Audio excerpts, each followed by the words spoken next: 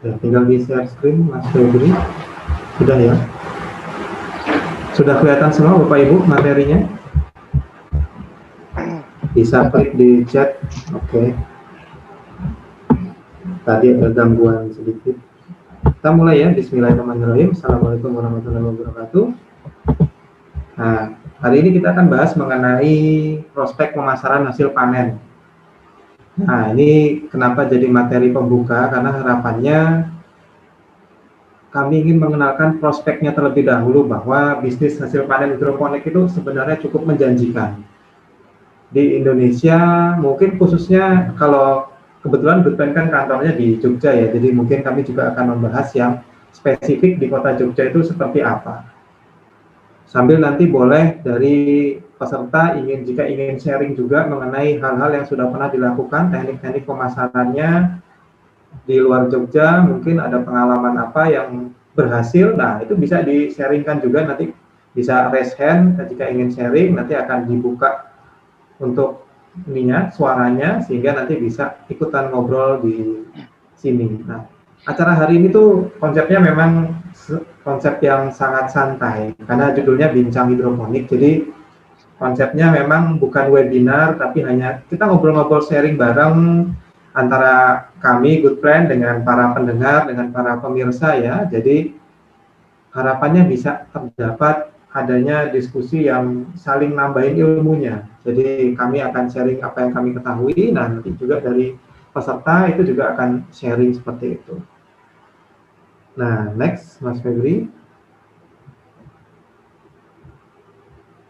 Buka PowerPoint-nya. Nah, ini data ya, data dari Menteri Ekonomi di akhir 2020 kemarin bahwa ekspor di sektor pertanian itu meningkat. Walaupun kita tahu ya bahwa dunia, bukan hanya Indonesia ya, kita sedang mengalami yang namanya krisis ekonomi. Karena penyebabnya adalah pandemi dari corona atau COVID-19 yang masih sampai sekarang ya. Jadi sudah 1 tahun lebih kita merasakan, dan itu efeknya ternyata ke sektor ekonomi. Ya, tapi alhamdulillahnya di sektor pertanian itu malah justru tetap meningkat.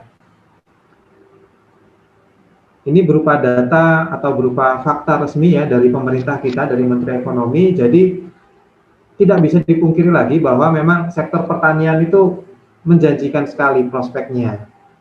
Walaupun terjadi krisis, walaupun terjadi pandemi, ya itu sektor pertanian tetap bisa bertahan bahkan terus meningkat. Ini sudah terbukti yang kesekian kalinya ya. Terakhir yang di saat krisis ekonomi tahun 98 itu juga sama, sektor pertanian masih tetap baik, dan sekarang ada krisis di 2020 juga tetap baik. Bisa next Mas Febri.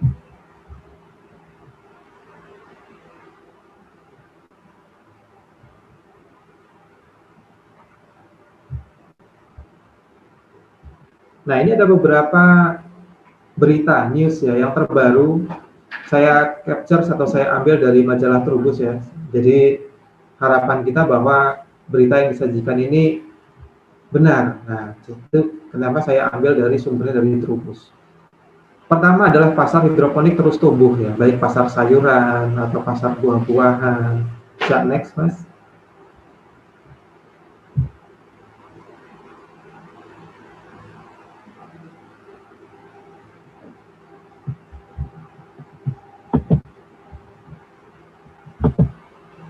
Atau saya diperbolehkan share screen aja. Di setting perbolehkan share screen.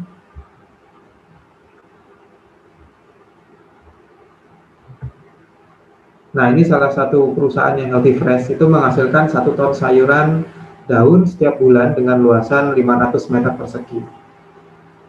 Jadi biasanya banyak sekali model-model penjualannya, bisa dijual dalam bentuk hidup ya, kita taruh di instalasi, ataupun dalam bentuk pack, jadi kita panen terlebih dahulu. Nah, ini juga dari Trubus bahwa konsumsi sayuran meningkat. Bisa back dulu.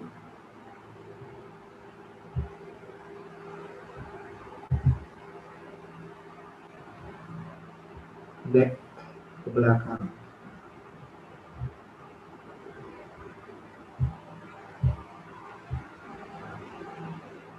Nah, ini juga dari Trubus ya. Nah, ini berita dari Trubus juga bahwa harga sayuran oriental itu seperti kangkung, caisim, pakcoy, ada yang jual dengan 7.000 per pack-nya ya untuk di Healthy Fresh ini. Kemudian untuk selada 8.000 per pack. Kemudian potensi omsetnya kalau untuk yang 500 meter persegi sekitar 45 juta per bulan. Jadi walaupun masa pandemi tidak membuat pasar hidroponik itu turun. Nah, ini sumbernya dari Trubus ya. Next. Ini juga masih berita dari Trubus. Next, ini juga. Next. Nah, ini salah satu ketua pengurus Yayasan Bina Swadaya bahwa walaupun kita sekarang mengalami pandemi, itu warung makan masih tetap membutuhkan sayuran hidroponik ya, seperti gado-gado, burger, steak. Itu akhir-akhir ini malah kalau saya perhatikan wisata kuliner kembali hidup. Nah, ketika wisata kuliner kembali hidup, maka kebutuhan pasokan akan sayuran dan buah-buahan juga tetap tinggi. Untuk di pandemi kemarin juga ada beberapa strategi yang saya tahu ya dari teman-teman itu bahwa mereka membranding buah-buahan atau sayuran itu untuk meningkatkan imun tubuhnya. Jadi harapannya supaya tidak terkena penyakit ya, sehingga bisa meningkatkan imun tubuh kita dengan banyak mengkonsumsi sayuran dan buah-buahan. Next. Nah, dengan begitu juga bisa meningkatkan dari penjualan sayurnya. Nah, ini ada beberapa konsep bisnis ya.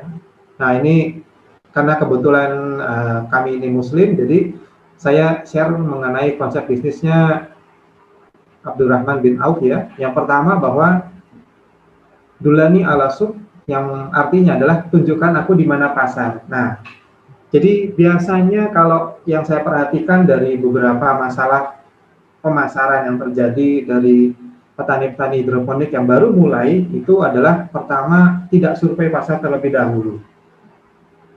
Padahal survei pasar itu sangat penting. Pasar di sini bukan dalam artian realnya berupa kita datang ke pasar, tapi artinya adalah market ya. Terbukti bahwa di gambar di sebelahnya adalah top 10 startup mistakes. Itu yang pertama, kesalahan terbesar bagi para startup untuk memulai bisnis adalah yang pertama itu adalah kita itu menjual yang tidak dibutuhkan orang lain. Nah, kenapa bisa begitu? Karena tidak didahului dengan survei. Jadi, saran saya, pertama kali ketika mau mulai bisnis hasil panen dari hidroponik ini adalah survei dulu. Kalau misalkan target marketnya adalah di sekitaran kebun, nah itu kita bisa survei dulu jarak ya paling 5 kilo, 10 kilo, atau 20 kilo radius dari kebun kita itu yang dibutuhkan itu jenis sayuran apa.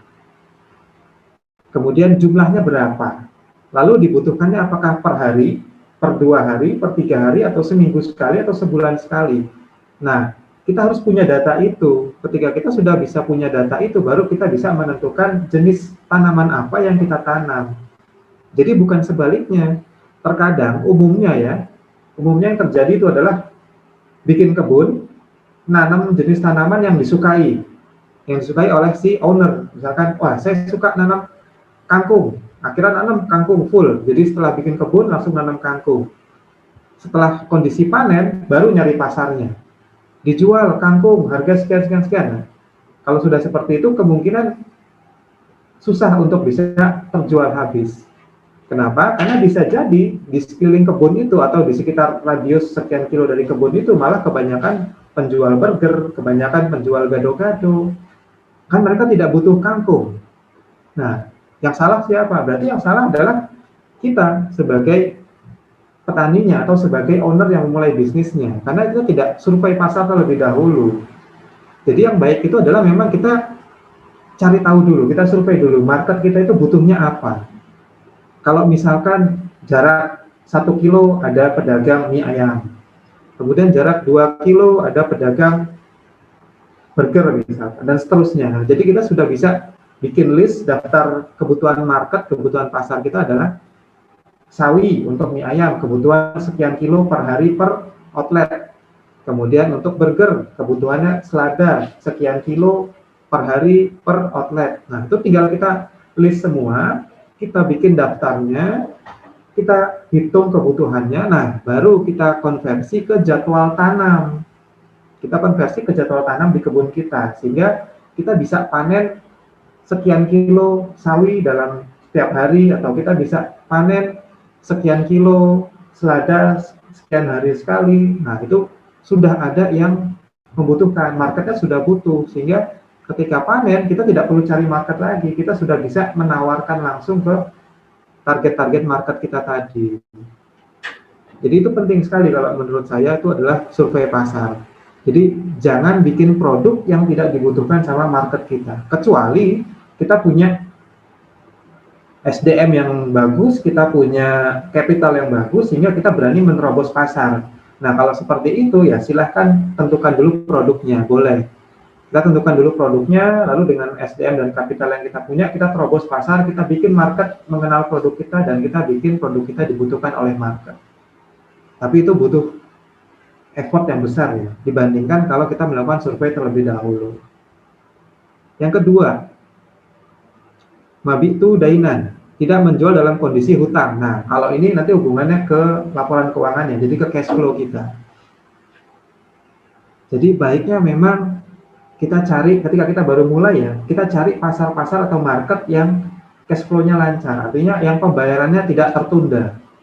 Syukur-syukur bisa dibayar cash secara langsung. Nah, umumnya juga menurut saya kurang pas ketika startup, kita baru mulai punya kebun, panen pertama, kita jual ke swalayan yang dia pembayarannya tempo sampai dengan 1 bulan atau 2 bulan. Nah, tentu cash flow kita tidak akan lancar di situ.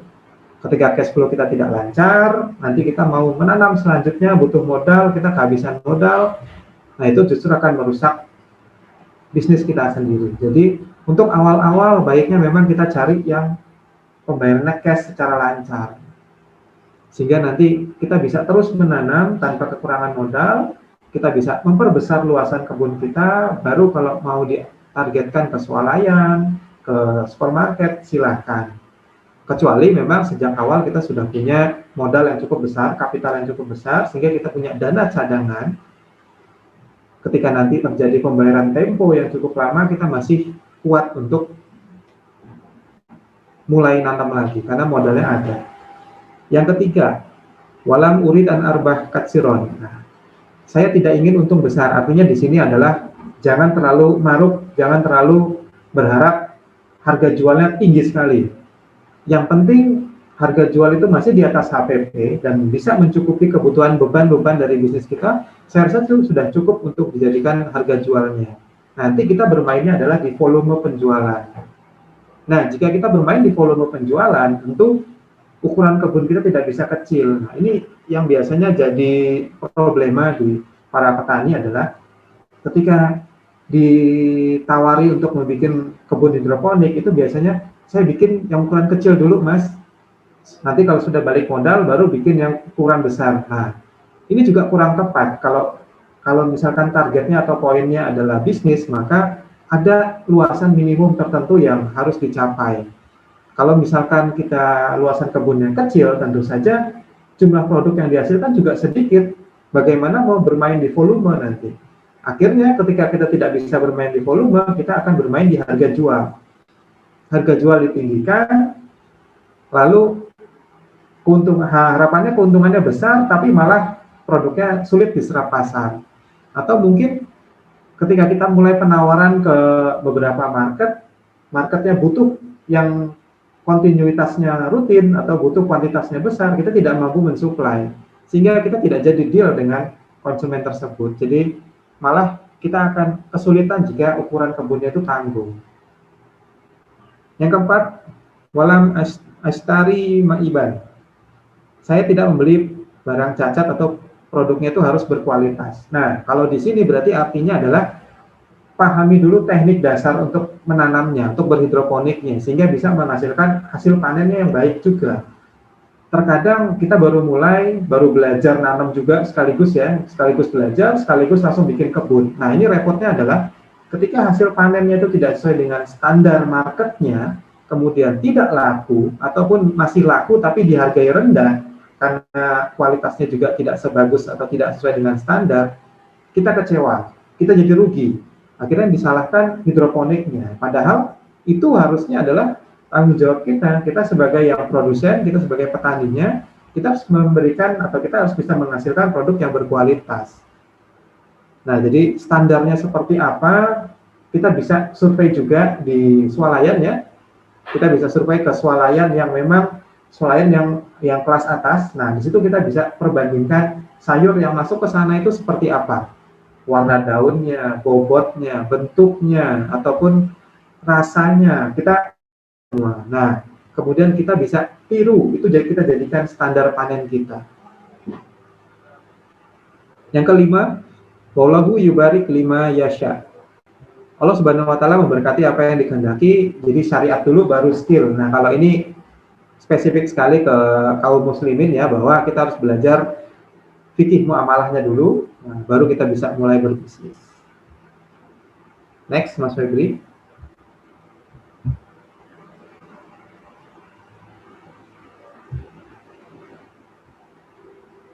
Nah, ini ada beberapa contoh. Back dulu. Tadi ada beberapa contoh penjualan sayur hidroponik yang ada di Jogja ya, di swalayan. Nah, itu kita bisa jual dalam bentuk pack, kita kemas, bisa juga kita jual dalam bentuk segar, hidup ya.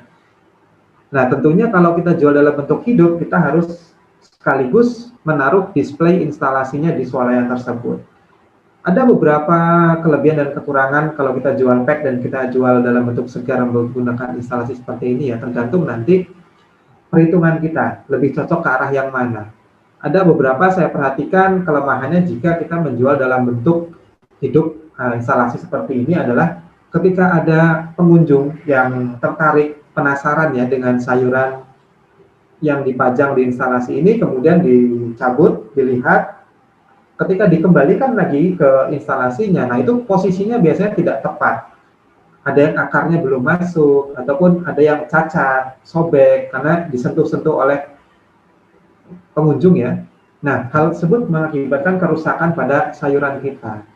Nah, ketika rusak, nah itu akan jadi tanggung jawab kita. Karena biasanya, akad awal untuk perkenalan itu adalah akadnya kita titip ke swalayan. Nah, jika titip, berarti segala kerusakan itu kita yang tanggung. Nah, di situ kita bisa perhatikan kira-kira mana nih tipe yang cocok. Kalau kelebihannya dengan kita jual dalam bentuk hidup menggunakan instalasi seperti ini adalah sayurannya tetap segar. Sayurannya tetap segar, tetap hidup, sehingga benar-benar ketika konsumen bawa pulang ke rumah itu kondisinya masih fresh. Rasanya masih terjaga baik. Dan ada juga sensasi dari pengunjung ketika dia beli itu sensasinya mirip seperti panen sendiri. Jadi milik sendiri, panen sendiri, nah baru dibawa ke kasir untuk dibayar. Jadi masing-masing konsep ada konsekuensinya. Silakan Bapak Ibu pertimbangkan mana yang paling cocok nanti. Next.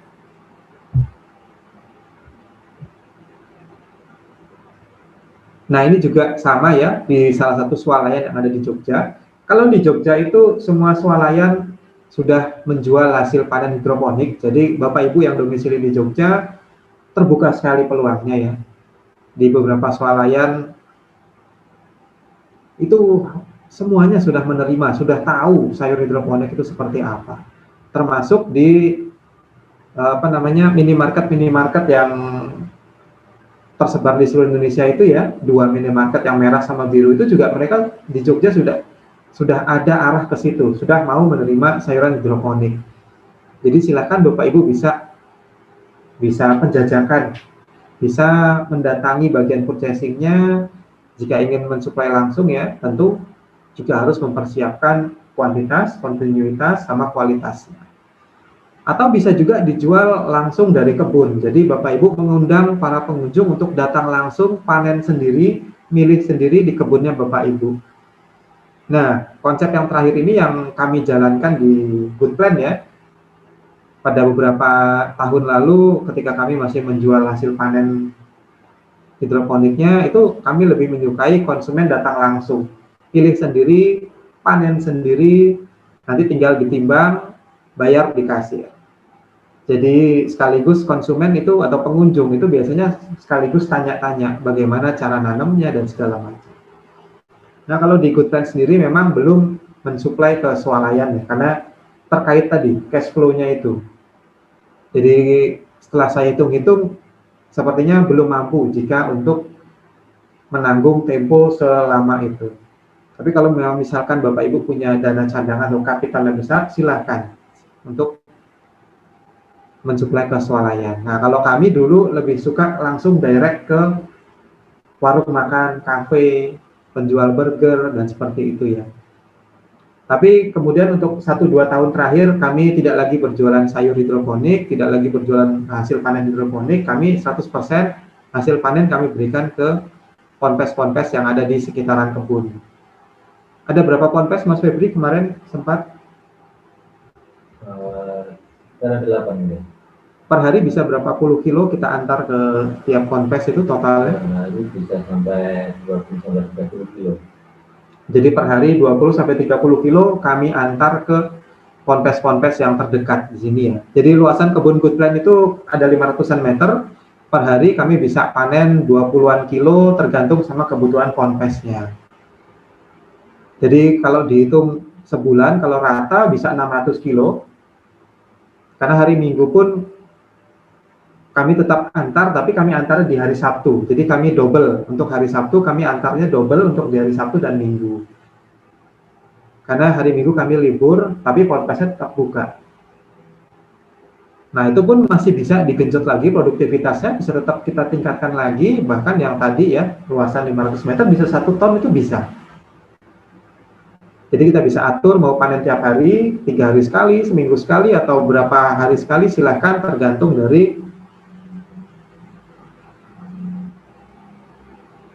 daripada kebutuhan marketnya.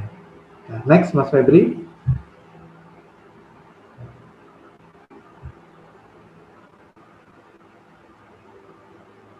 Suara saya masih terdengar jelas ya Bapak Ibu ya? Karena ada yang, kalau yang masih belum paham tentang Zoom bisa login dulu, atau bisa cari di YouTube caranya. Nah, kalau zaman sekarang itu lebih enak untuk survei Bapak Ibu. Tadi kan saya sarankan pertama kali adalah melakukan survei. Nah, kalau saya dulu surveinya itu benar-benar mendatangi semua swalayan yang ada di Jogja, kemudian mendatangi warung-warung atau kafe-kafe untuk ditanyakan apa sih kebutuhannya. Nah, tapi kalau zaman sekarang itu saya rasa lebih praktis ya. Bapak Ibu tinggal buka aplikasi ojek online-nya. Buka, pasti punya aplikasi ojek online ya. Nah, silakan dibuka bagian orderan makanannya. Nah, buka bagian order makanannya, kemudian ketik nama sayurannya di situ, di bagian search ya.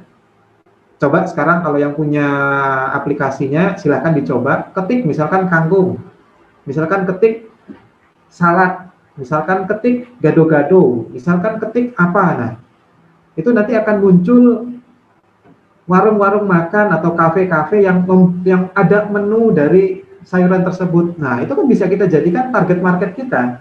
Apalagi kita bisa lihat jaraknya, jarak tempuhnya. Tentu kita bisa prioritaskan yang terdekat dengan kebun, kemudian yang kebutuhannya lebih besar dibandingkan kalau yang kecil-kecil biasanya kita tunda dulu daripada kita capek ngantar ke beberapa lokasi tapi hanya sedikit-sedikit, kita bisa fokuskan ke yang 1 atau 2 atau 3 tapi yang kebutuhannya besar. Nah, ini praktis sekali kalau sekarang Bapak Ibu ingin survei pasar ya, ingin survei market, tinggal buka saja aplikasi ojek online-nya bagian order makanannya. Nah, di situ sudah muncul kebutuhan atau menu-menu yang dari warung-warung yang terdekat. Misalkan di sini contohnya saya ketik kangkung. Nah, ini muncul nih resto-resto, kafe, warung yang membutuhkan kangkung karena dia menyediakan menu kangkung. Nah, Bapak Ibu tinggal klik di situ, nanti kan muncul di mana lokasi warungnya. Tinggal didatangi, janjian ketemuan dengan ownernya atau janjian ketemuan dengan bagian purchasing-nya.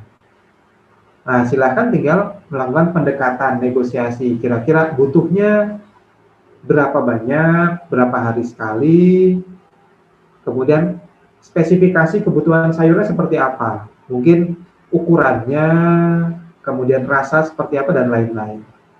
Dan back dulu Mas Febri. Dan yang biasanya dulu jadi andalan saya adalah Yang sudah saya terapkan ya, yang sudah saya terapkan dan terbukti alhamdulillah manjur adalah bawa sampelnya sekalian. Jadi kita bawa sampel hasil panennya, kita ceritakan bagaimana cara menanamnya, bahwa sayur hidroponik itu memang benar-benar kita perlihatkan kebunnya bersih, segar, baru dipanen kita antar, jadi masih dalam keadaan benar-benar fresh. Dan yang terakhir adalah kita langsung minta uji dimasak, ditandingkan dengan yang dibeli tadi pagi oleh si warung tersebut. Jadi kita minta koki atau chefnya untuk langsung masak dari sampel kita tadi dan dibandingkan rasanya dengan yang sudah dibeli sama koki atau chef itu di pasar tadi. Nah, dengan begitu akan langsung terlihat bahwa atau terasa ya bahwa sayur yang kita bawa itu kualitasnya jauh lebih baik. Dan ini terbukti sekali. Chefnya pasti akan langsung suka dan milih sayuran yang kita bawa dibandingkan yang dia beli di pasar. Bisa dicoba, dibuktikan. Karena saya sudah membuktikan beberapa kali dan dealnya berdasarkan sampelnya ketika dibawa dan langsung dicoba dimasak di lokasi sama chefnya. Next, Mas Febri. Nah, back dulu. Saya ingat ketika sekitaran tahun 2015, 2016 sampai 2017, next, itu komoditi yang sedang naik daun di oh ya, sebelum ke situ kita ke sini dulu. Kemudian yang kedua, caranya adalah untuk survei market kita bisa menggunakan aplikasi. Nah, karena sekarang sudah banyak startup yang bikin aplikasi jualan sayuran online ya. Nah, Bapak Ibu bisa search di Google Play Store-nya ataupun di App Store-nya kalau pakai iPhone ya. Ketik aja sayur atau ketik buah, itu nanti muncul banyak aplikasi-aplikasi yang menjual sayuran dan menjual buah-buahan yang ada di sekitar kita ataupun yang skalanya sudah nasional ya, yang cukup besar seperti inisialnya TH itu ya. Nah, silahkan Bapak Ibu bisa install, kemudian kontak ownernya, kontak purchasingnya, kira-kira bisa atau tidak kalau Bapak Ibu ikutan mensuplai si perusahaan startup untuk aplikasi-aplikasi penjualan sayur dan buah-buahan secara online ini. Nah, hal itu juga bisa dilakukan. Jadi, banyak hal sebenarnya teknik-teknik yang mudah sekali, yang zaman dulu belum ada ya, pada zaman saya jualan sayur dulu belum ada ya, seperti ini. Jadi memang saya masih tradisional, masih manual, mendatangi warung-warung, mendatangi supermarket. Nah, silakan Bapak Ibu coba diinstal atau dicari ownernya siapa, alamatnya di mana, nomor kontaknya berapa, tinggal dikontak saja. Next.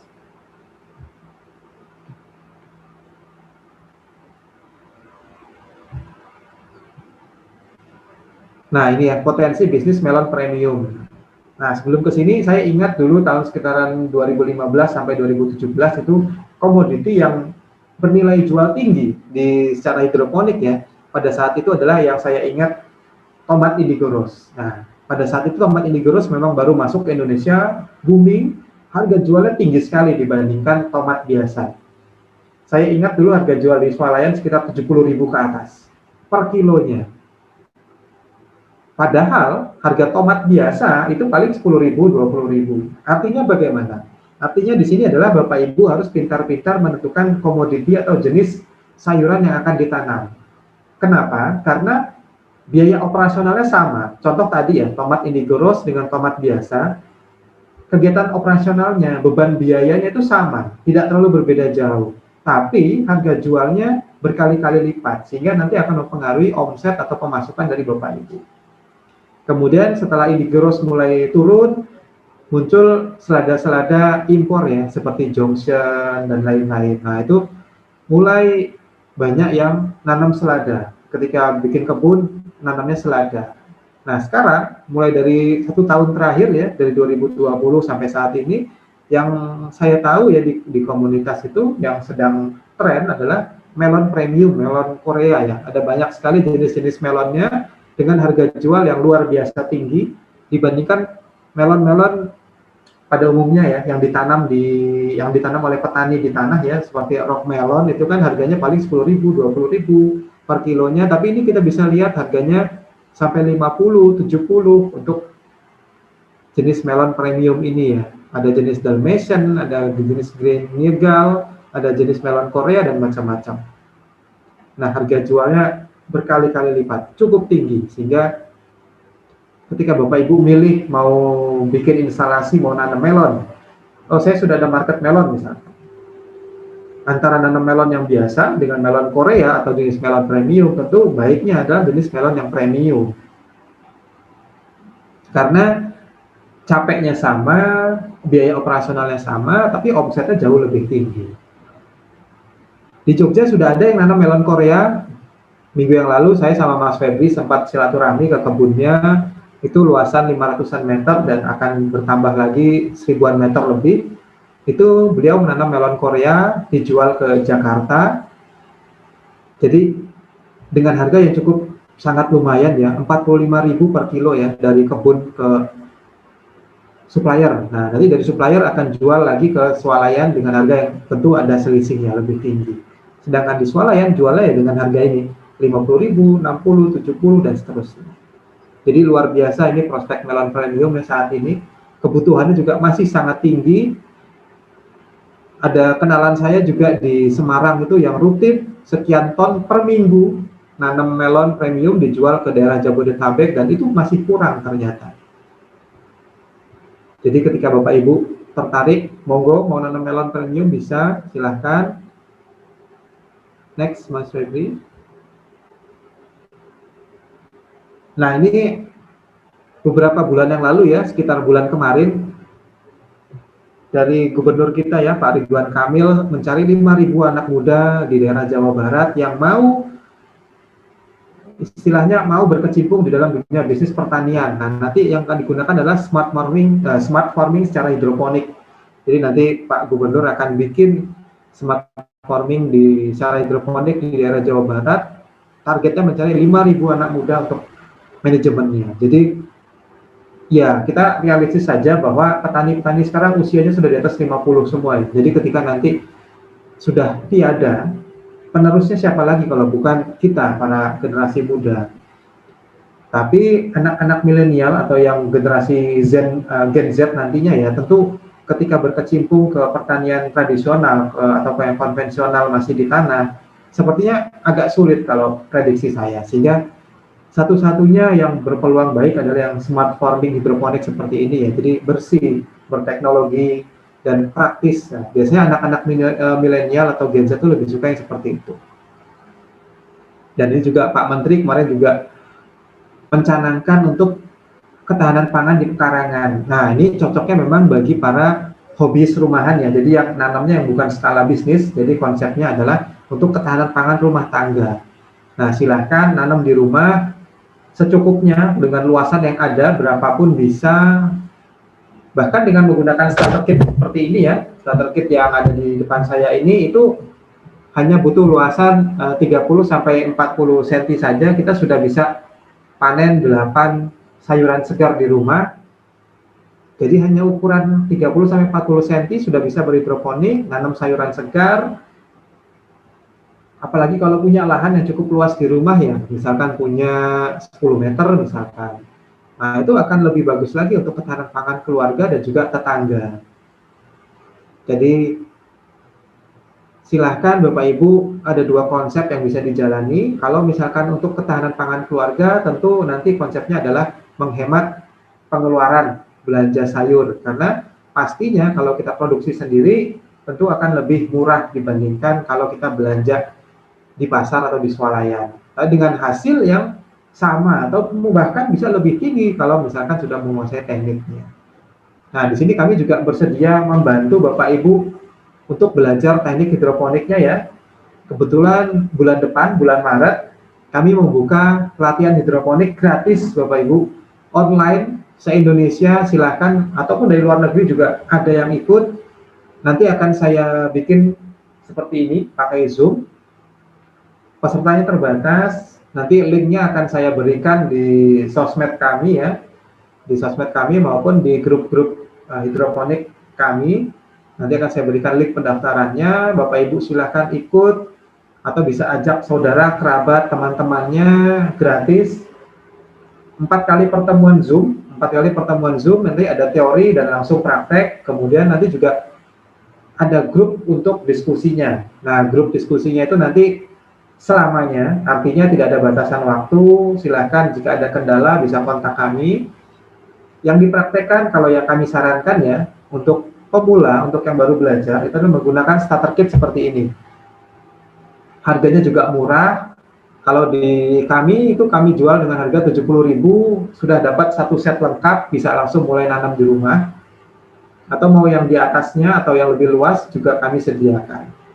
Jika ingin custom, bentuknya custom ya artinya mau disesuaikan dengan lahan yang dimiliki atau ukuran area yang dimiliki, bisa nanti bisa kontak Mas Febri, karena kebetulan Mas Febri ini yang spesialis mengenai instalasi greenhouse dan juga manajemen kebun ya. Jadi nanti bisa kontak Mas Febri, tanya-tanya kalau ukuran sekian, cocoknya bentuk instalasinya seperti apa, biayanya berapa, silakan. Nanti bisa kami pasangkan, kami buatkan, kami sekaligus kami pasangkan, plus kami dampingi sampai Bapak Ibu bisa panen ya. Kalau untuk area Jogja. Kalau luar Jogja nanti bimbingannya lewat online, lewat grup ya. Jadi nanti ada masalah, silakan. Bisa kontak kami sepuasnya. Bisa next Mas Febri. Nah, ini terakhir pesan saya adalah strategi bisa di-copy, tapi rezeki tidak bisa dipaste ya Bapak Ibu. Artinya strategi-strategi yang tadi saya jabarkan mungkin bisa berhasil di kami, mungkin juga bisa berhasil di beberapa peserta, tapi sepertinya juga belum tentu bisa berhasil di semua peserta karena terkait rezekinya. Jadi tergantung rezeki yang masing-masing, apakah memang berasal dari sayuran ataukah mungkin di jalur yang lain. Nah, itu saja dari pemaparan saya, sharing-sharingnya. Nanti setelah ini saya akan minta Mas Oki ya untuk sharing pengalamannya Mas Oki selama berbisnis hasil panen atau bisnis dari sayuran hidroponik seperti apa, biar ilmu kita nambah lagi. Nah, nanti setelah sharing dari Mas Oki, kami akan buka sesi diskusi tanya jawab. Bapak Ibu bisa bertanya sepuasnya ya. Nanti bisa lewat kolom chatnya, silahkan. Jika ada yang sudah ingin bertanya lewat kolom chatnya, silahkan. Nanti akan dibacakan sama Mas Febri. Ataupun nanti jika ada yang ingin sharing atau ingin bertanya secara langsung, nanti akan dipilih sama Mas Febri untuk dibuka speaker sama videonya. Terima kasih. Alhamdulillah. Assalamualaikum warahmatullahi wabarakatuh. Saya kembalikan ke Mas Febri.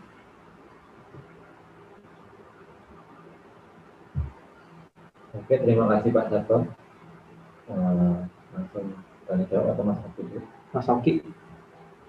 Share screen-nya dimatikan dulu, di stop. Share screen-nya di stop, ya.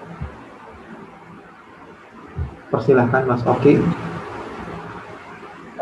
Tes, halo. Mas Oki, bisa didengar suaranya? Oke.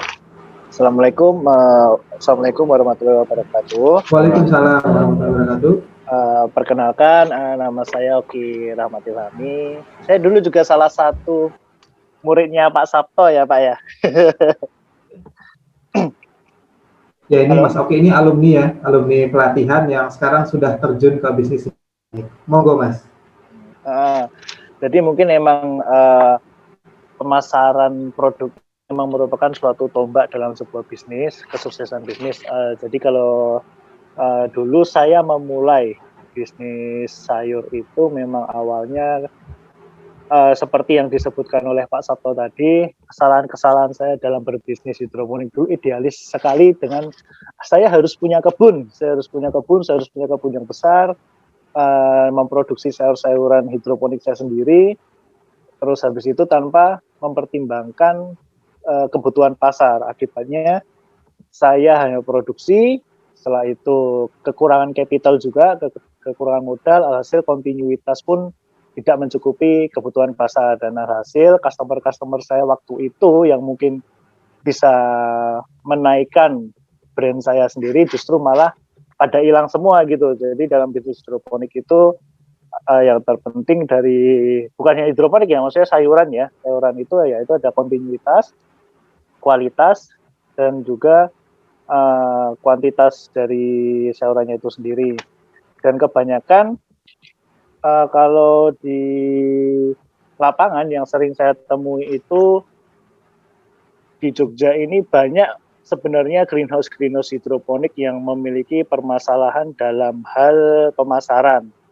Nah, dari situ juga pernah saya sharing-sharing dengan beberapa kebun yang mereka juga memproduksi selada. Yang pertama dari handling customer mereka kurang, gitu. Handling customer mereka kurang. Setelah itu juga tadi terutama bagaimana mereka memposisikan diri mereka. Jadi kalau sebenarnya saya dulu mempunyai kebun hanya kecil sekitar 420 lubang tanam. Nah di sana saya benar-benar sangat idealis, itu kesalahan saya sehingga kontinuitas supply itu tidak bisa terpenuhi. Nah gitu. Terus setelah itu akhirnya saya berpikir juga untuk mencoba bekerja sama dengan petani-petani hidroponik lain gitu dalam memenuhi kebutuhan pasar. Jadi kurang lebih seperti itu. Kalau untuk pemasaran sendiri di saya memang melalui distribution channel saya itu di kios-kios sayur, hotel, kios-kios sayur, resto, kafe, catering. Kenapa saya tidak memilih swalayan dan hotel? Yaitu pertimbangannya karena temponya itu sungguh terlalu lama dan biasanya yang terjadi itu pembayaran macet seperti itu. Nah, sudah berapa resto atau ini Mas Oki totalnya atau kafe? Kita merchant kami itu untuk kios itu kita ada 20 kios sayur. Jadi emang kita dalam pemasaran itu kita bagi dalam satu kecamatan itu kita riset ada berapa kios sayur. Setelah itu juga kios sayur itu juga kita amati bagaimana hubungan antara owner kios sayur dengan customer itu seperti apa gitu. Jadi menarik sekali, ada 2 kios sayur yang saling berdekatan. Kios sayur yang pertama dia buka hanya kaki 5, Mas. Kaki 5 itu dia hanya pakai motor Tosa, buka seenaknya sendiri, kadang bilangnya jam 3 buka, malah habis maghrib buka gitu. Dan satunya lagi cukup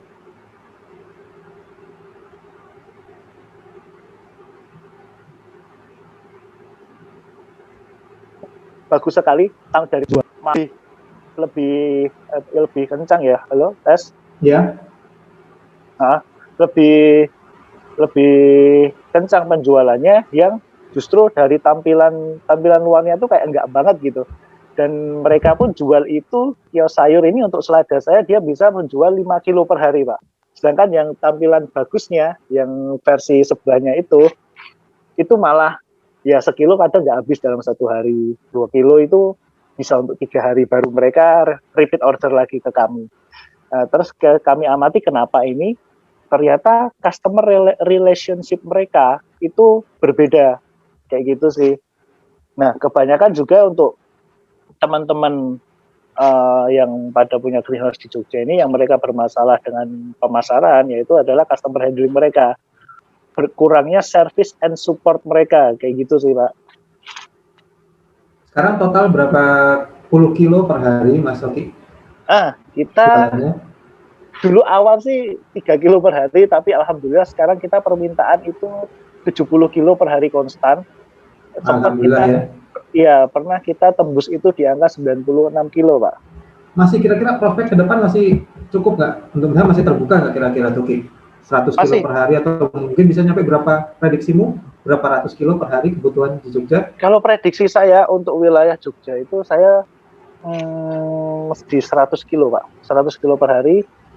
Bahkan di 100 kilo per hari itu hanya saya masih menjangkau di daerah selatan gitu, Pak. Jadi belum seluruh Jogja gitu. Kalau misalkan seluruh Jogja, kira-kira berapa ratus kilo? Misalkan dirimu bisa garap seluruh Jogja. Kita kemarin riset itu kita bisa sampai sekitar 200-an kilo, Pak, sehari. Per hari ya? Kalau 6 ton per bulan ya?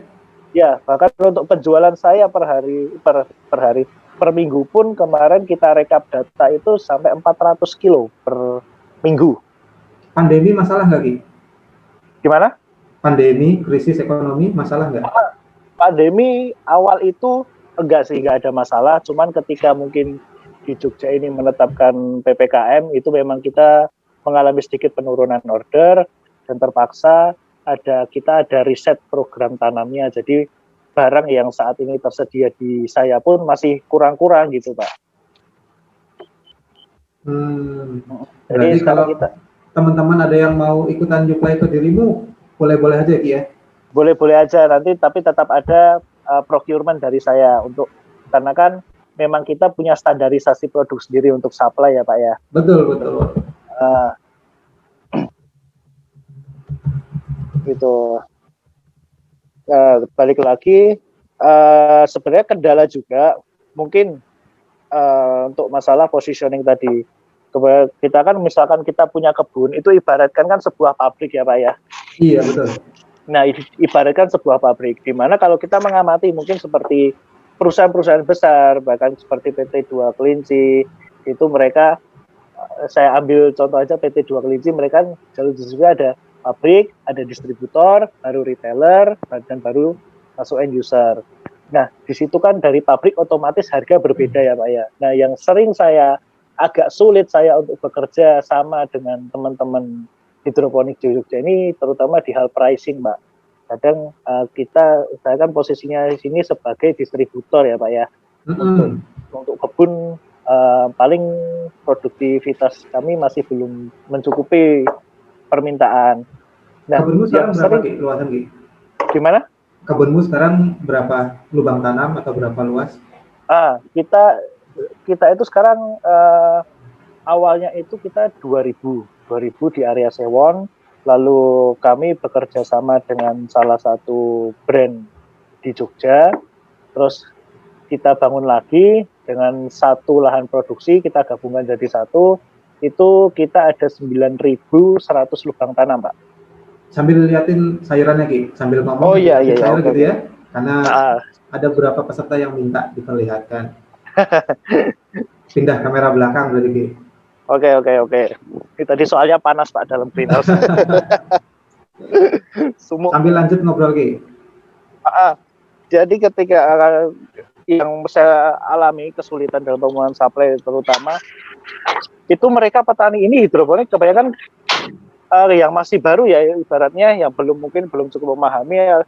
Kalau jual ke saya, mereka penawaran itu tinggi Pak, harganya, Pak. Nah, itu saya curiganya karena mereka luasannya kecil sehingga HPP-nya tinggi tuh, Ki. Saya curiganya gitu.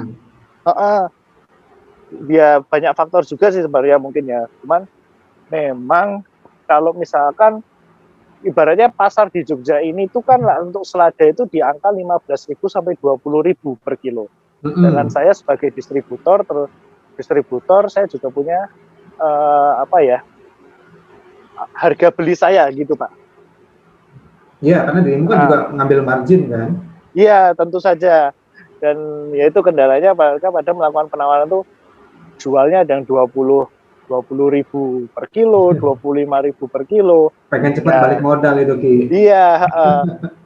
Jadi padahal saya sendiri pun untuk mengambil keuntungan pun marginnya juga nggak begitu banyak. Cuman saya kan kita mainnya volume, kuantitas ya Pak ya. Volume. Berarti sesuai ya dengan tekniknya Abdurrahman bin Auf tadi ya? Iya, betul. Survei dulu dirimu, terus main volume, harga jualnya yang penting mementingkan kontinuitas ya? Betul. Ya, kita mementingkan kontinuitas dan kuantitas serta kualitas juga. Terus untuk seperti yang tadi Pak Sabto katakan, cari pasar dulu, baru cari produknya. Iya. Cari pasarnya, baru cari produknya. Iya, betul. Seperti yang Pak Sabto katakan waktu 1 tahun yang lalu ya, Pak ya, di Masjid Condong Catur itu ya, Pak. Nah, ini kebunnya, jadi ini kebun dari terasponik ya kalau ini kita menggunakan selada jenis Batavia lettuce dari benih Ridgewan Junction, kurang lebih seperti ini. Jadi standarnya ada beberapa standar yang dirimu terima, standar sayurnya. Nih, untuk perakaran kita seperti ini. Harus ada rakulnya ya, Ki? Ya, harus ada.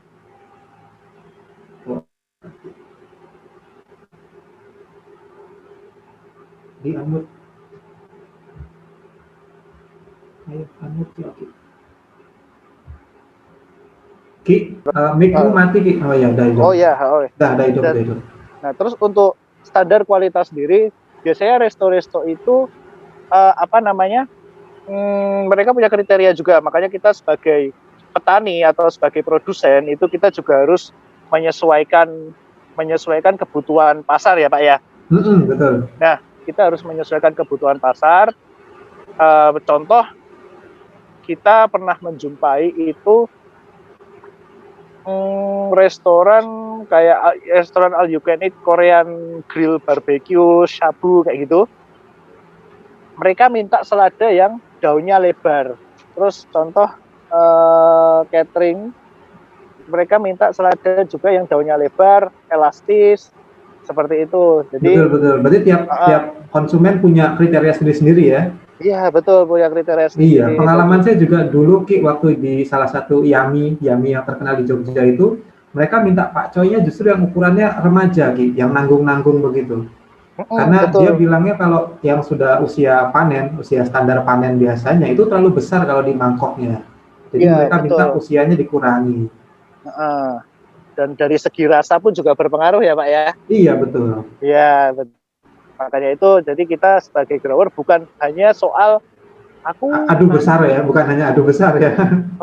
Bukan hanya adu besar, bobotnya 300 gram nih, wow malah nggak laku deh. Malah nggak laku Pak Coy, 300-500 gram nggak laku. Gitu. Selada juga kita juga punya standarisasi sendiri, kita di angka range itu 150 sampai 200 gram. Kenapa? Karena kita juga memperhatikan reseller kami Pak. Kios-kios sayur kami itu mereka membeli dengan harga spesifik, terus nanti juga kita beri edukasi bagaimana cara mereka menjual produk-produk mereka. Makanya itu kita juga ada standarisasi produknya, seperti itu sih. Jadi kita juga harus, mungkin kalau kita bermitra, kita juga harus memahami yang penting customer oriented, nah gitu ya. Betul.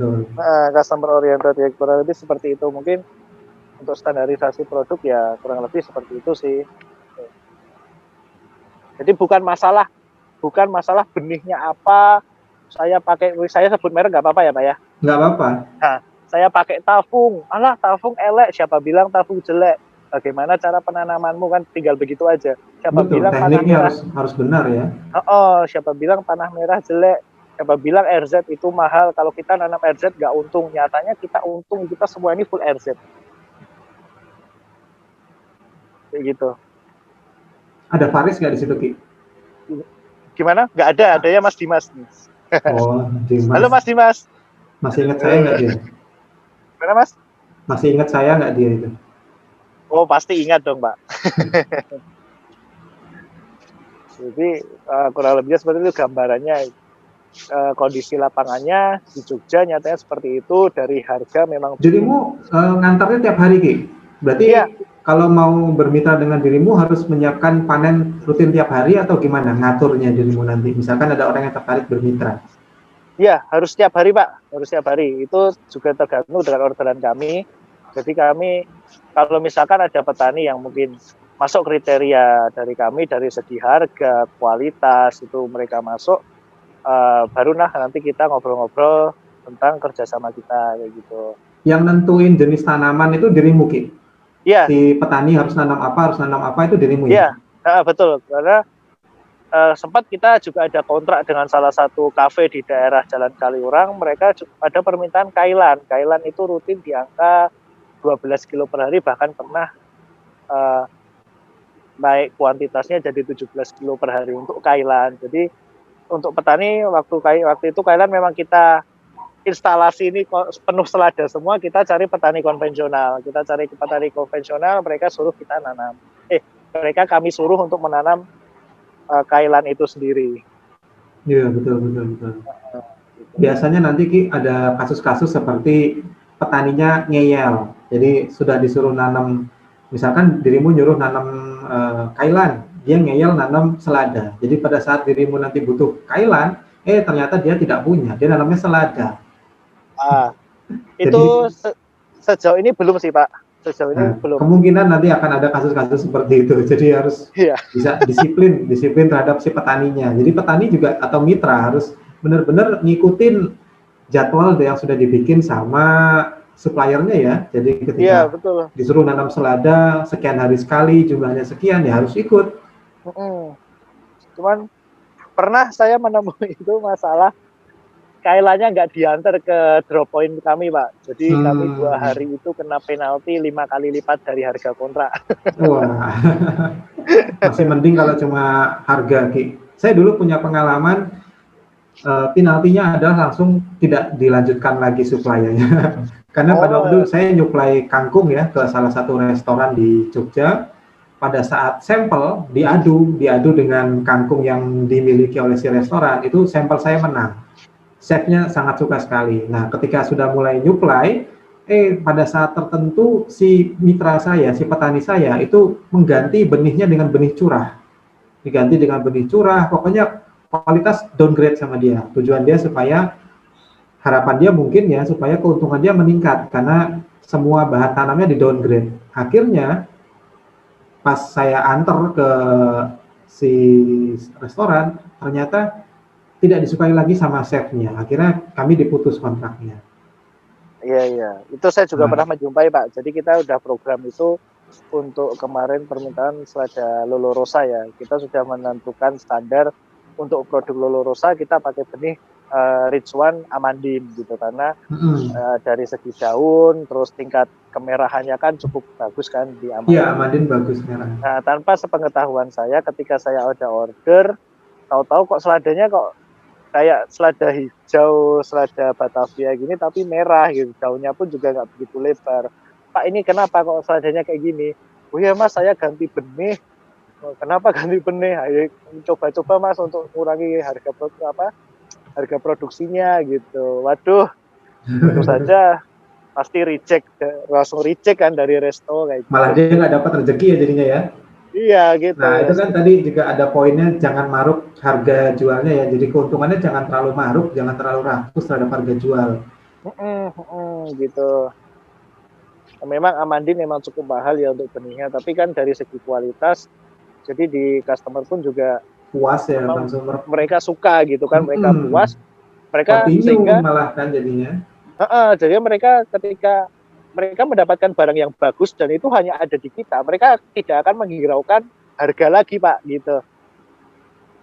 Betul. Yang penting aku untuk barang seperti ini, saya dapat barang seperti ini, jadi seperti itu. Wah, mantap nih Ki sharing-sharingnya. Kalau misalkan ada peserta di sini yang mau kontak dirimu, ke nomor mana atau nanti dirimu ketik aja di kolom chat itu ya nomormu ya kalau diperbolehkan. Oh iya, benar. Siapa tahu ada yang mau bermitra. Mungkin teman-teman bisa ini cara ngechat gimana ya Pak ya? Oh ya itu ini. ada tombol chat. Oh iya, oke, siap. Silahkan ketik nomormu di situ, siapa tahu ada yang mau kontak-kontak, ada yang mau bikin kebun, atau mungkin ada yang sudah punya kebun tapi bingung jualnya kemana. Iya betul. Mungkin nanti bisa sharing-sharing sama saya. Saling-saling berbagi rezeki lah. Oh iya, betul. Ini saya ketikkan nomor WhatsApp saya ya. Monggo. 0813 dan sama mungkin Instagram saya. Silakan. Instagram saya itu barangkali kalau teman-teman punya ada yang punya Instagram boleh follow saya. Boleh. Saya udah follow loh Ki.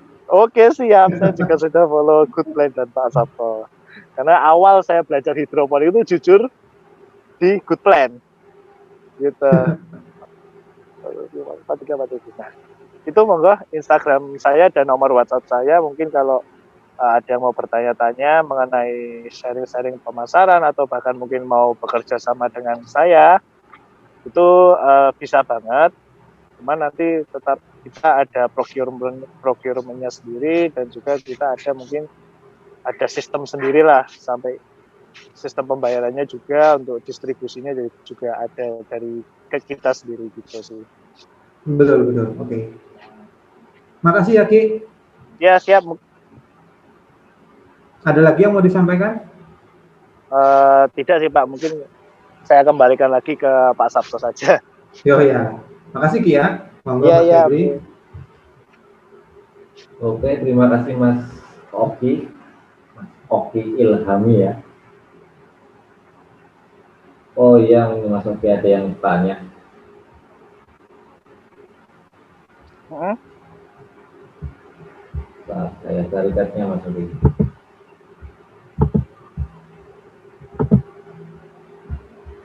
Ini, kalau mau titip jual ke warung, apakah tampilannya menggunakan rak hidroponik? Ya, maksudnya mungkin displaynya, apakah Mas Oki menyediakan display untuk raknya atau gimana gitu? Nah, Atau hanya sayurannya saja? mm-mm.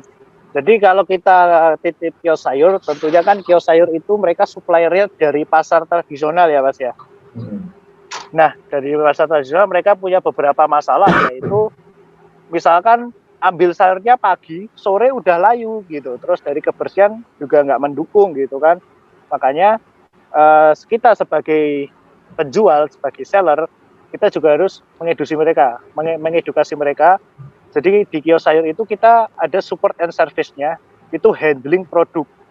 Jadi di handling produk itu kita menyediakan, kalau tidak memungkinkan untuk kita memasang instalasi di sana, kan kios sayur itu space-nya terbatas ya. Jadi kalau saya sendiri, saya menyediakan bak, mungkin bak kayak seperti starter kit itu, nanti untuk packaging bisa sayurnya diisolasi pakai isolasi hijau fresh, atau mungkin di wrapping, atau mungkin dibungkus ala-ala paket bunga seperti itu, lalu ditaruh di baknya itu aja sih. Dan mungkin baknya itu bisa di branding sedemikian rupa, seperti itu sih. Hanya simple sebenarnya gitu. Jadi ini sifatnya hanya untuk supaya tanaman ini awet segernya gitu ya. Betul, supaya tanamannya itu awet segernya dan bisa tahan, bahkan sampai seminggu pun juga bisa tahan. Kita juga harus memberikan support and service untuk klien-klien kita, jadi seperti itu. Terima kasih Mas Oki. Ada lagi nih Mas Oki dari Bu Atin ini kayaknya udah mau berminat nih. Bikin greenhouse modal awal berapa Pak Oki? Modal awal kita tuh sebenarnya, kalau saya jualan sayur sendiri pun tanpa modal itu bisa sebenarnya. Hanya mungkin ini modal awal apa ya, modal bikin kebun hidroponik, atau modal kami jadi supplier, atau bagaimana? Kalau Dari untuk mulai modal bikin kebunnya, terus Kalau modal bikin kebun itu biasanya nanyanya ke Mas Febri malah ya, kalau modal bikin kebun, karena Mas Febri yang sudah terbiasa bikinin kebunnya konsumen ya. Ya, mungkin kalau Mungkin misalkan modal jadi supplier mungkin Ki. kalau modal jadi supplier sih sebenarnya, Tanpa modal ya. kalau saya flashback lagi, nggak perlu modal sih Pak. Hanya perlu ilmu. Bagaimana cara kita closing pendekatan sama customer, bagaimana cara kita memanajemen pemasaran, bagaimana kita cara ngeset nilai jual kita. Ibaratnya seperti kita kalau bisnis itu dalam produk ada istilahnya value proposition ya Pak ya. Betul banget, mantap itu. Value proposition-nya juga itu harus kita perhatikan sekali. Jangan hanya asal jualan, Mas, mau selada nggak? Wah, aduh, udah ada supplier ya kita Mas. Oh ya udah, gitu kan. Ya sama aja, untuk apa gitu. Karena saya pernah melakukan itu waktu itu, saya sebut merek lagi ya Pak ya. Ya. Waktu itu saya jualan, saya menawarin di salah satu outlet burger di Jogja. Itu baru awal-awal banget Pak saya jualan. Saya menawarkan, Bu, butuh selada nggak? Berapa Mas? Saya jualnya 20.000 Bu sekilo. Pasti di mindset mereka 20.000 sekilo mahal kali untuk sebuah sayur ya. Gitu. Terus ya hanya dirit aja setelah itu. Tapi setelah saya belajar beberapa pendekatan itu, terus mungkin dengan sedikit bahasa marketing gitu. Sedikit dengan bahasa marketing, saya melakukan pendekatan ke outlet burger. Bu, saya jual selada nih Bu. Kira-kira permasalahan yang sering Ibu hadapi dalam fresh produknya apa ya? Lalu mereka menyebutkan beberapa, lalu kita tawarkanlah pelayanan dari kita.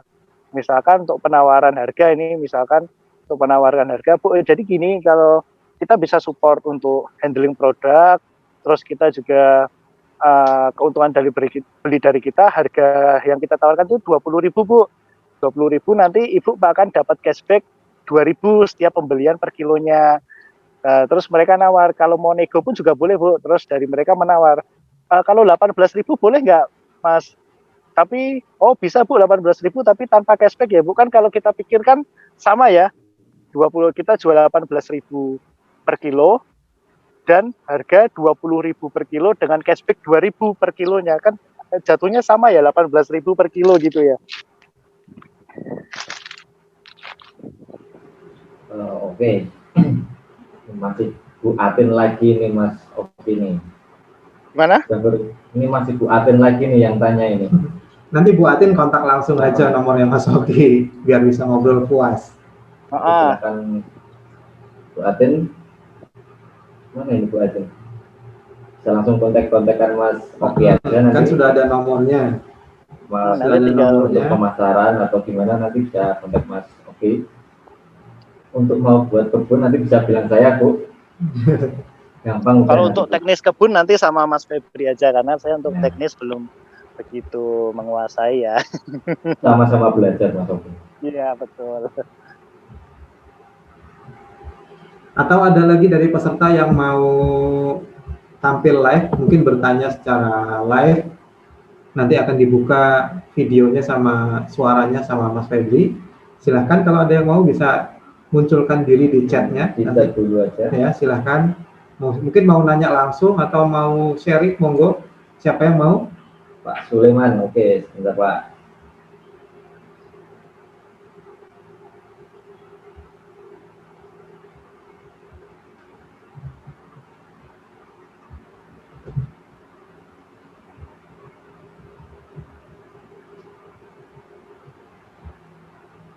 Kameranya pecah nggak di sini? Assalamualaikum warahmatullahi wabarakatuh. Waalaikumsalam warahmatullahi wabarakatuh. Selamat pagi, Pagi, Pak. siang sih menjelang siang. Oh iya, siang. Perkenalkan nama saya Sulaiman. Saat ini saya stay di Kupang NTT Pak. Wah jauh sekali Pak. Iya. Dapat info Iya. dari mana? Kebetulan saya sebenarnya sudah lama sih. Ini sudah lama kepoin good plan juga hidroponik gitu. Jadi cuman belum aksi aja. Jadi baru niat aja ini. Nah semoga dengan sering ikutnya webinar good plan, semoga bisa secepatnya aksi. Amin Pak. Amin. Allah. Berarti Ya, belum punya kebun ya, Pak? Belum Pak, belum. Oh iya iya. Nah, ada beberapa hal yang ingin saya tanyakan. Nah, kebetulan di daerah NTT ini kan memang kondisi geografisnya itu airnya agak susah. Nah, kebetulan di sini juga kandungan kapurnya itu lumayan tinggi sih. Cuman saya belum ngecek kandungannya berapa gitu. Cuman kalau saya lihat saya kan baru pindah ke Kupang. Cuman kalau saya lihat di bak mandi itu banyak kerak-kerak yang nempel di apa namanya di tempat mandi. Jadi saya berasumsi bahwa kayaknya memang kandungan kapur di Kupang kayaknya lumayan tinggi. Nah, kira-kira kalau misalnya dengan kandungan kapur yang tinggi itu ngaruh nggak nanti kalau misalnya kita mau memulai hidroponik? Itu yang pertama. Terus yang kedua. Mungkin arahnya ke produksi. Jadi misalnya saya mau produksi misalnya 1 kilogram per hari ini misalnya kangkung gitu. Nah ini per hari. Jadi kalau kira-kira butuh luasan berapa gitu atau bagaimana cara menghitung luasan ataupun lubang sehingga saya bisa memproduksi 1 kilogram per hari itu jalan terus tanpa ada jeda gitu. Kira-kira butuh luasan berapa misalnya gitu untuk satu jenis tanaman. Ya mungkin itu aja Pak pertanyaan dari saya. Terima kasih. Assalamualaikum warahmatullahi wabarakatuh. Waalaikumsalam warahmatullahi wabarakatuh. Ya Pak Sulaiman, kebetulan kami juga sudah punya klien kebun ya di Labuan Bajo NTT. Jadi sama-sama di NTT. itu dari tahun 2014. Dari tahun 2014 kami sudah bekerja sama sampai sekarang, alhamdulillah masih jalan kebunnya Pak, di Labuan Bajo di NTT. Itu milik warga negara Italia. Luasannya kalau pada saat pembangunan waktu itu ya itu 500 meter, tapi kalau sekarang sepertinya mungkin sudah berubah, mungkin sudah semakin luas atau bagaimana, saya belum nanya detailnya, tapi sampai sekarang masih kami suplai kebutuhan hidroponiknya. Dulu waktu pembangunan atau waktu pembuatan saya ke sana Pak, saya ke sana nanam berbagai macam jenis sayuran sama buah-buahan. Target marketnya adalah kafe-kafe yang berada di Labuan Bajo Pak.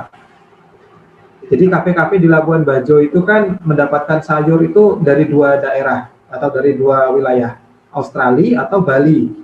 Nah, itu kan tinggi sekali biaya transportasinya Pak, atau biaya akomodasi dari Australia ke Labuan Bajo atau dari Bali ke Labuan Bajo, sehingga harga sayurnya akan sangat tinggi. Nah, atas dasar masalah seperti itu, solusi seperti itu, setelah disurvei seperti itu, akhirnya beliau itu warga negara Italinya bikin sendiri kebun di Labuan Bajo. Nah, terus minta saya ke sana untuk membantu, mendampingi, dan sampai sekarang mensuplai kebutuhan hidroponiknya. Jadi pada dasarnya bisa Pak, bisa. Nanti kalau misalkan memang butuh bantuan untuk dibuatkan kebunnya atau kami dampingi, nanti bisa kontak Mas Febri aja. Nomornya Mas Febri bisa ditaruh di kolom chat. Saya tuliskan di kolom chat Pak. Nah, nanti nomornya Mas Febri dimasukkan di kolom chat. Nah, Bapak bisa WhatsApp-an sama Mas Febri, nanya-nanya kira-kira biayanya berapa dan lain-lain. Nah, kemudian kalau untuk kangkung sekian kilo, kebutuhan setiap harinya bagaimana, itu nanti kita akan bikin target ininya dulu Pak. Target dalam 1 kilo itu yang dibutuhkan berapa lubang tanam. Nah, dari ketemu 1 kilo berapa lubang tanam, kemudian kebutuhannya berapa kilo per hari, nanti tinggal dikalikan saja, plus ditambahin cadangan, lubang cadangan. Karena khawatirnya nanti dari tidak 100% bisa dipanen semua, atau tidak 100% target bobot panennya sama. Jadi kita harus menambahkan lubang cadangan. Nah, itu nanti kalau untuk cara menghitung detailnya, saya bisa sampaikan nanti di kesempatan berikutnya, karena kalau sekarang takutnya nanti kepanjangan Pak, kelamaan durasi ngobrolnya. Begitu Pak Sulaiman.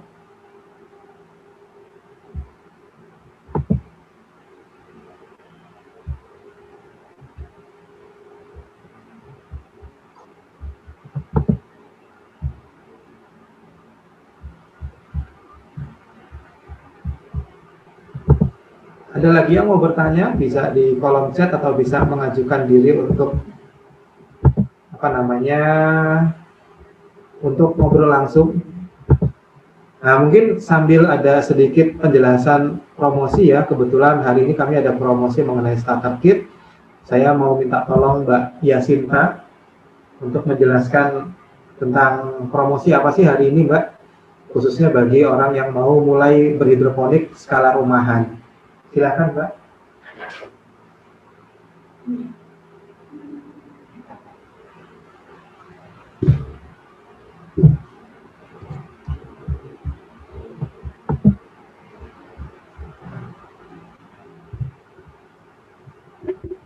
Tes. Iya, sudah masuk. Nah, apa namanya? Untuk bulan ini ya, kita terkait promo itu ada potongan 50.000 untuk pembelian starter kit yang triple ya. Karena kita starter kit itu ada 3 paket. Yang pertama adalah single, yang kedua double, yang ketiga triple. Yang membedakan itu adalah komposisi isi dari starter kitnya. Jadi kalau misalkan single itu hanya mendapat 1 bak, 1 tutup. Kalau yang double dan triple itu menyesuaikan, jadi ada 2, ada yang triple itu dapat 3. Nah, untuk mendapatkan potongan starter kit ini, yaitu dengan syarat mengikuti mentoring di bulan ini, lalu mendapat pembeliannya di starter kit triple ya. Jadi membeli starter kit triple dan mengikuti mentoring akan mendapatkan potongan 50.000. Untuk isinya seperti yang ditampilkan di layar ya, seperti ini contoh subscription.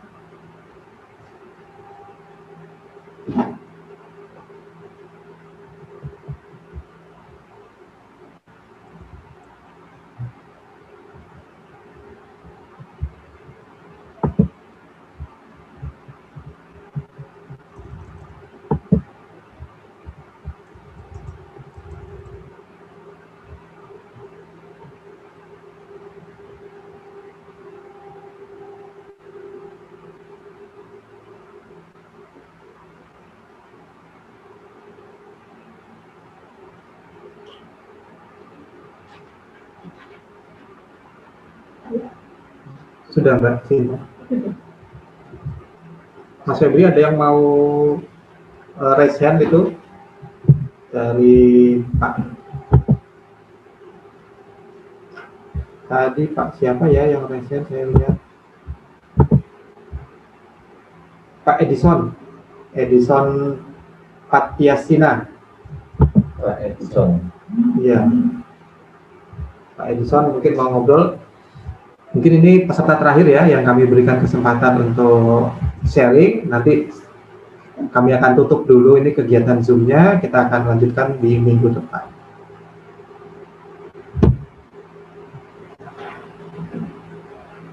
Sudah dibuka Pak Edison ya? Sudah Pak Edison. Pak Edison silakan. Ya, terima kasih Pak. Kebetulan kami juga di lokasi kami. Di mana Pak lokasi? Ya, di tempat kami juga kami sudah membuat hidroponik Pak. Ya, banyak yang kami tanam. Cuman memang konstan untuk pembagian penanaman itu sama pemasaran kita yang masih kurang Pak. Kira-kira mungkin ada saran atau apa buat kami gitu. Daerah mana tadi Pak? Apa tuh? Daerah mana Bapak? Kami Ciputat, Pamulang, Pak. Oh, Pamulang, Ciputat. Iya. Tangerang Selatan. Oh iya. Saya rasa kalau mengenai saran-sarannya, teknik-tekniknya tadi sudah disampaikan Pak ya. Jadi dari mulai awal tadi saya sudah menyampaikan apa saja yang bisa dilakukan. Kemudian dari tadi ada bintang tamu juga, narasumber juga sudah sharing apa saja yang harus tips-tipsnya bagaimana supaya bisa jualan dari sayuran hidroponik. Pada umumnya Bapak survei dulu kebutuhan di daerah Ciputat itu apa aja sih sayurannya. Yang kedua, Bapak mulai tanam, kemudian bawa sampelnya untuk penawaran. Kemudian minta sekaligus dicoba, dites, dimasak oleh chefnya. Di sana diadu dengan rasa dari yang mereka beli atau yang mereka biasa dapat itu sayuran seperti apa. Nah, dengan seperti itu saya rasa sudah cukup membantu Pak untuk bisa deal dengan beberapa warung makan, kafe ataupun swalayan kalau misalkan Bapak memang tertarik mensuplai ke swalayan. Ya. Sudah punya kebun Pak? Sudah punya Pak. Luas berapa? Itu saya bikin 9 kali 15. 9 kali 15. Panen per hari atau per minggu atau sekali panen semua bareng Pak? Kita per minggu sih. Seminggu sekali? Iya.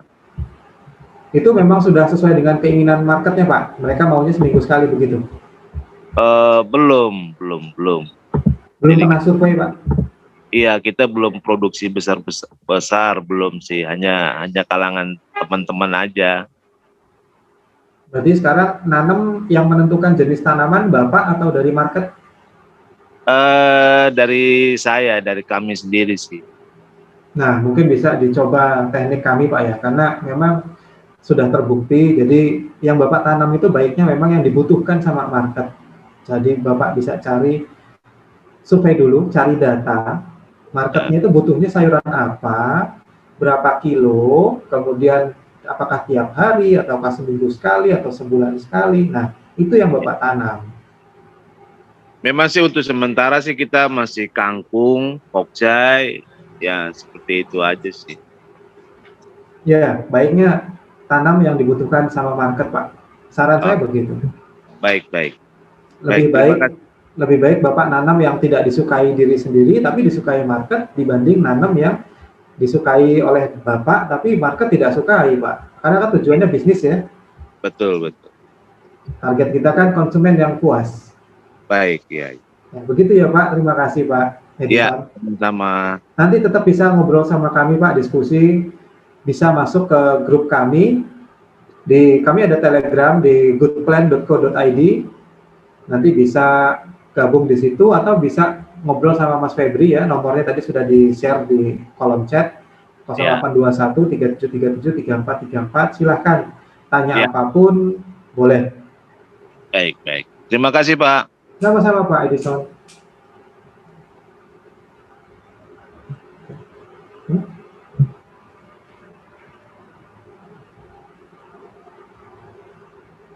Kenapa Mas Febri?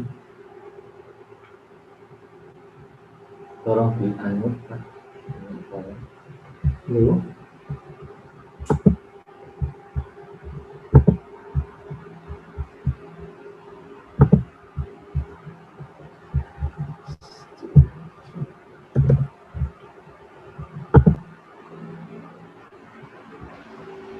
Iya. Oh, bisa kebut. Sudah cukup Pak Sabto? Iya. Ekoknya dikurangin, ekoknya dimatiin. Ekok yang atas ya. Sudah mati dari tadi Pak.